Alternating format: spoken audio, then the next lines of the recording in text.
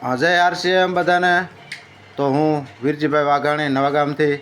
સામે ભાઈ જે બેઠા એ કયા ગામથી છે એનો પરિચય લેશું. આજ એને કેટલી પ્રોડક્ટ ફ્રી આવી એ વિશે પણ માહિતી લેશું. હું તમારું નામ ભાઈ? અરવિંદભાઈ. અરવિંદભાઈ, નમસ્કાર. જય આરસીએમ. ગામ? ગામ પીપળી આલા આલા ખાસરની. કેટલા સમયથી તમે આરસીએમનો સામાન વાપરો છો? હું આમાં છેલ્લે એના 6 મહિના થયા મારે.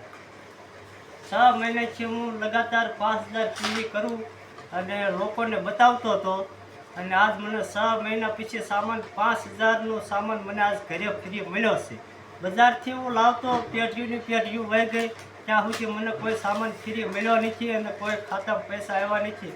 પણ 6 મહિનાથી આરસીએમમાં હું આ સામાન યુઝ કરવાથી બધા લોકોને બતાવતા આજ મારા ખાતામાં 6 થી 7000 રૂપિયા આવી ગયા છે અને 5000ની વસ્તુ પણ ફ્રી આવી છે. તો સામાનમાં તમને શું શું ફ્રી મળ્યું આજ? સામાનમાં મને એક તેલનો ડબ્બો, કેટલા લીટર છે?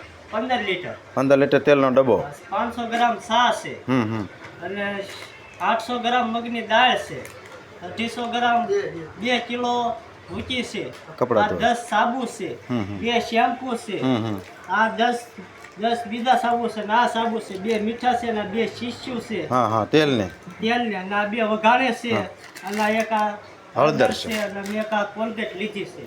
આટલો બધો સામાન તમને ફ્રી મળ્યો. આટલો બધો મને તો આરસીએમનો સામાન વાપરવાથી તમે ખુશ છો? બહુ ખુશ છે, બહુ આનંદ છે. મને ગર્વ છે કે હું બધાને 2 હાથ જોડીને કહું છું કે જે કોઈ આવો લાભ મળતો હોય ને એ કોઈ મોકો દાવા દીશો નહીં અને જેમ બને એમ રજીસ્ટર કરાવો અને લાભ લ્યો.